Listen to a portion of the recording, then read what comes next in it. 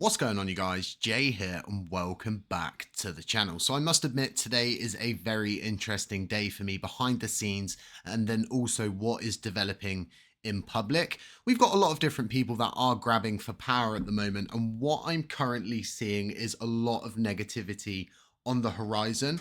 And I really don't think people are thinking this sub-DAO committee through what it could lead to, what the pitfalls are, and the fact that we've been through a similar situation in the past. So I've just been sat there really having my morning coffee here in the United States, getting up to date on things, and I've noticed that All Nodes has voted yes to this sub-DAO initiative. And this is very interesting because all nodes historically are very uncertain on how they vote. I always say to people, we walk on eggshells around all nodes because they tend to make up their own rule set depending on how they're feeling or how the boss is feeling, and really kind of punishing people, even myself being subject to the tyranny that is all nodes. So seeing them support another possible centralized power play that's really being whipped and cooked up behind the scenes. And like I said, a lot of people are not thinking this through. I want everybody to take themselves back to the days of Terra Rebels. How many different power plays we saw, factions, divisions, the back and forthing, the flip-flopping, to simply end up with a massive payment going out and it being spent on Roombas to clean moderators' rooms that were managing the Discord. So essentially, for a considerable amount of time, all this structure got us this kind of sub-DAO initiative that originally existed with all of the different moving parts that made up Terra Rebels of the marketing department, the development department, and the quant. It never took us anywhere. All it did was put many different people that didn't like each other together so they could disagree further on the things that they've already disagreed with originally. So as with everything, it starts out very good. Terra Rebels started very, very good, and the intentions were great to begin with. We were all very happy, but as time went on, those divisions began to appear, the cracks started to show. We saw the damage that began to happen and roll out inside our ecosystem, and a lot of that to this day has been irreparable. We've lost so many users throughout that time leading up to where we are now. It's just been one cascade after another of negative energy, bad development teams, never getting anything actually done inside the ecosystem. And now all of a sudden, this decentralized community, right, that is able to foster in a rule set, which was the paid per job initiative, which has to be manually enforced. There is no code that handles that. It is manually enforced by each validator, and it's a rule that we abide by in a decentralized manner. When I see this sub-DAO initiative, what I see originally is this positivity around it, the idea that we need a centralized body to act on our behalf. And what a lot of people aren't understanding is this is a text proposal. We've still got to see the construction, the testing, and the launching of this sub-DAO itself. Then we've got to see each position filled. Well, how does the voting currently go? Well, we've got Mr. Diamond Hands and LUNC Live striving for power, stealing the blockchain's actual name. We've got this sub-DAO initiative. We've now got Vegas wanting to tamper with the governance module itself and start to tweak different validators, voting power depending on the proposal type. And it's all leading us to a situation where everybody is grabbing for power. And when I see all nodes voting to this, it's very, very worrying because, again, there's so many pitfalls on the horizon that these spaces simply aren't going to be filled within a matter of days, weeks. It's going to take a lot of back and forthing. It's going to take a lot of flip-flopping.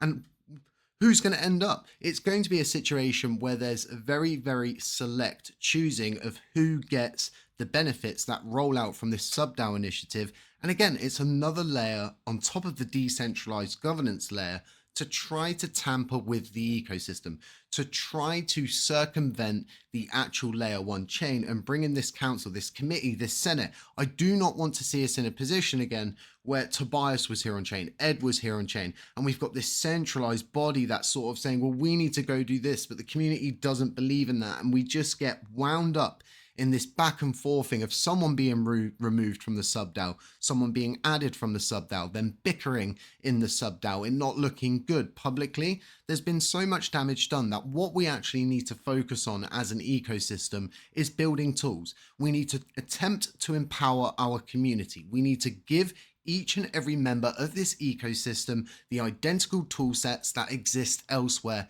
in cryptocurrency. It's quite obvious what people want and what people do not want in crypto, and we've been building towards that for a considerable amount of time. That was the idea with the video that rolled out today. That's why I've said things are getting a lot more interesting on chain. And I did say I wasn't going to be voting on any proposals, but when I see these power grab attempts all surrounding a time when USTC is being delisted, this is just not the right time. I feel like I'm playing Pokemon. I feel like I just got my bike out in the Pokemart and it's saying to me, Dad says there's a time and a place for everything. And there really is. And this wasn't the time or the placement for 3 different attempts to grab at power, alter the governance module, steal the name of the blockchain. And then we've got this crazy centralized idea all of a sudden that is being accepted. All of a sudden, everybody's ready to just throw away 3 years of decentralized work. Every single thing that we've done is to remain decentralized. And all of a sudden, we've been whittled down. This USTC delistings coming in. We've got Mr. Diamond Hands and LUNC Live halting any progress with USTC on chain. And people want to change the governance system. People want to establish a centralized subDAO initiative that is supposedly decentralized. Yeah, it's going to be decentralized from all of the different actors on chain. They're going to bicker with one another. They're going to cause more chaos, and they're going to, what I believe in the end, is mold this subDAO committee, introduce more regulations, more rules, and really try to push us an inch to get us to go a mile. We've seen it so many times before with Hexagon, with Terra Rebels. We saw it with Vin's development team. And like I explained previously, they all worked collectively to keep the community pool as low as possible. And now what we're seeing is the projectionism. And if you don't know what this is, projection is a type of marketing, if you will, a type of media coverage. And what you do is accuse your adversaries, your enemies, whoever that you're aiming your crosshairs at, you accuse them of the identical thing that you're doing. And each and every one of these communities, these groups, these factions, LUNC Live, the Pink Unicorn, Vegas, they're all trying to grab at some kind of part of our ecosystem to mold it to better serve their own purposes. They're not working for the ecosystem, they're working to control the ecosystem. We should be building tools, we should be building projects, we should be building protocols, we should be building dApps, we should be building. I really can't say it enough. And as time's gone on, I've really begun to like projects like Juris Protocol, for example, because the more I look into it, the more they are there for the betterment of the ecosystem, for the care of the layer 1 chain. And we need more projects like this. That's what Project Remedy is all about. Bringing an equalization to our blockchain, giving you guys the tools that you need. And meanwhile, what have we got? Instead of building, you've got people striving and grabbing at power. And what scares me even more is how All Nodes is so supportive of this all of a sudden. When I look at the proposal that Vegas put up, that benefited All Nodes directly, and Vegas voted on that knowing that it would benefit All Nodes, and they introduced this rule set. They've been very shady recently. How do we know, right? They're not simply going to just support the people they want on the council. How do we not know that these spaces aren't going to be filled collectively by, I don't know, a group or maybe 40% of the validating base working together to fill those spots? It's not going to be fair. The governance system sucks at the moment, and bigger players that are moving up in voting power whilst diminishing the ecosystem's resources and potential could effectively fill these positions. We could effectively be giving all of the bad actors on chain the positions that they've wanted for 3 years. Do you really want to see that happen? Do you really want to be subject to projection? Do you really want to be brainwashed like the mass media? No. That's why you've been coming to this channel. That's why we've always been here to halt Six Samurai, to halt LUNC DAO. Where's LUNC DAO now? Do you even hear about LUNC DAO? You don't. We did the LUNC Got Weird series and all of a sudden they vanished, right? Time and time and time again, we come to this boiling point where people whittle down our ecosystem and they try to act like they are the best option. And what we've actually got is three different groups colliding with each other, each accusing one another of the same thing. And I'm not buying into any of this. So like I said, I may have to vote no to this and vote no to any other initiative that tries to centralize this ecosystem in a time when it's weak and it's vulnerable. And we were weak and we were vulnerable when Terra Rebels came about and acted like a savior for this chain. This doesn't say sub-DAO initiative to me. It just screams Terra Rebels 2.0. And I know all of the people that are behind this proposal are saying, well, we're not trying to centralize things. Yeah, Terra Rebels weren't. But what did it lead us to? Exactly. We know how that ended. We're not going to see it happen again. And I may have to throw down a no vote on this for the safety of the ecosystem and to save the decentralized aspect that we've all worked for the past 3 years to keep in play. If we were going to centralize, why didn't we do it at the beginning? Why did we not do this months ago when MiCA regulations rolled out and we were warning everybody here on the channel? These are the things that I'm thinking about. I'm thinking about the regulatory landscape changing. I'm thinking about the ins and I'm thinking about the outs.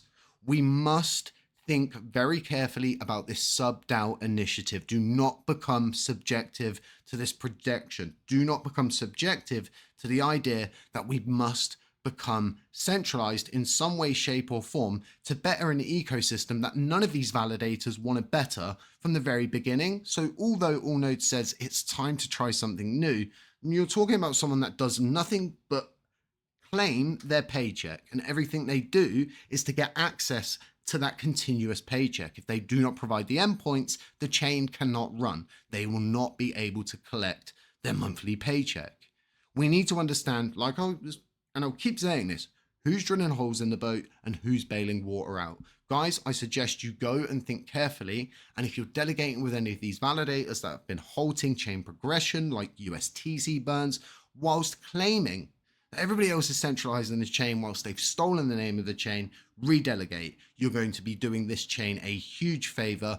These roaches need to be weeded out at this point. And yeah, I'm going to continue speaking up about this because it's getting absolutely crazy at this moment in time. But let me know what you guys think about all of this centralization. Do you think all nodes have got something deeper in play? Do you think these positions could be filled in a very equalized manner? Or do you think governance will be manipulated as it has been many times before? And that's the idea behind Vegas's proposal, is to try to prevent manipulation by altering the governance module. But is this to suit his own self-interest? This sub-DAO initiative, is it similar to TR? Is it going to start as something that is supposedly decentralized? Is it going to lead us to these pitfalls of centralization? How quickly are all of these spaces going to be filled? Is this going to be good for the next 5-6 months? Or are we just going to see more bickering for more power inside this ecosystem? What we're actually seeing is groups trying to break down the power of the blockchain so they can claim it